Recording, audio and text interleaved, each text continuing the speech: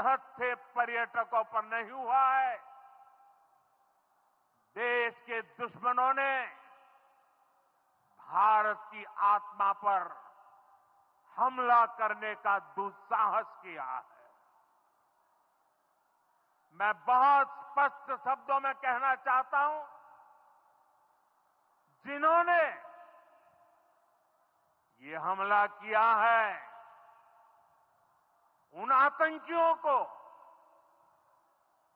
और इस हमले की साजिश रचने वालों को उनकी कल्पना से भी बड़ी सजा मिलेगी।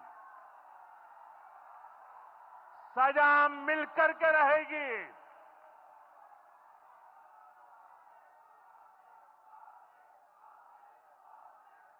अब आतंकियों की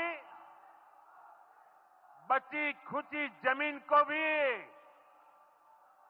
मिट्टी में मिलाने का समय आ गया है।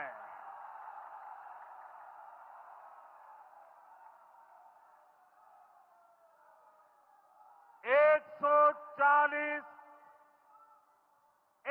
सौ चालीस करोड़ भारतीयों की